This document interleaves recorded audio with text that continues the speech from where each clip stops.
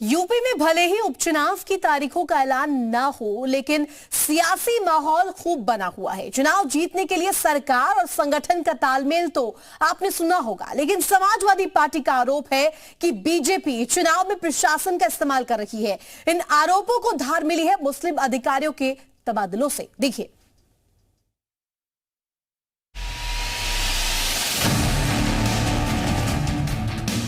पहले सीसामऊ और अब मजवा।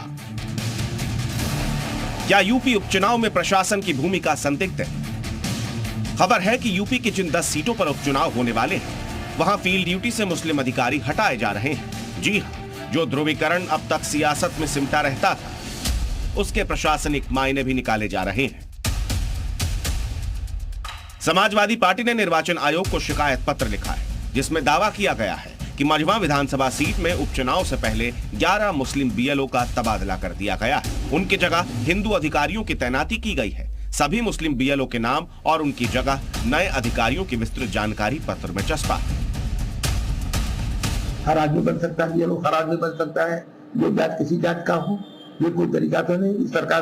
सरकार के दबाव में आकर यहाँ के अधिकारी लोग इस तरह से काम कर रहे हैं। हम लोग सब कोई विरोध करते हैं।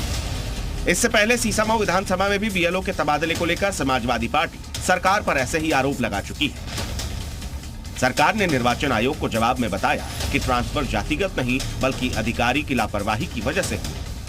लेकिन अब मझवा में मुस्लिम बीएलओ के ट्रांसफर से सियासत फिर सुलग गई है। देखिए, संविधान में समाजवादी पार्टी का विश्वास नहीं है, किसी व्यवस्था में समाजवादी पार्टी का विश्वास नहीं है, और समाजवादी पार्टी हमेशा झूठ बोलती है। कहीं ना कहीं समाजवादी पार्टी हारने के डर से ये आरोप पहले से लगा रही है कि अपने डर को बताकर ये बता रही कि हम चुनाव हार रहे हैं, और हारने का डर अखिलेश यादव को सता रहा है। बीजेपी वास्तविक रूप से बेईमान राजनीतिक दल है।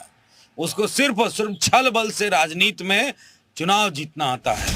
वहीं राजनीतिक विश्लेषकों का मानना है कि यूपी में चाहे समाजवादी पार्टी की सरकार रही हो या फिर बीएसपी की, दोनों के राज में जाति के आधार पर जमकर अधिकारियों की नियुक्ति और तबादले हुए थे।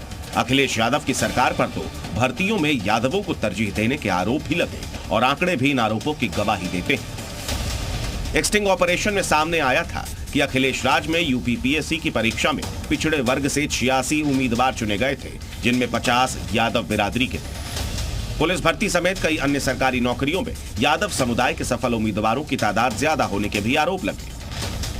बताया जा रहा है कि मुस्लिम अधिकारियों के साथ साथ यादव अधिकारी भी तबादले की रडार पर हैं। तो क्या अखिलेश राज में प्रशासनिक सेवाओं में यादव राज की जो नींव रखी गई थी, योगी सरकार उसी को उखाड़ने की कोशिश कर रही है? या फिर एमवाई को टारगेट कर अखिलेश यादव को पीडीए की बजाय एमवाई समीकरण तक सिमटाने का प्रयास किया जा रहा है?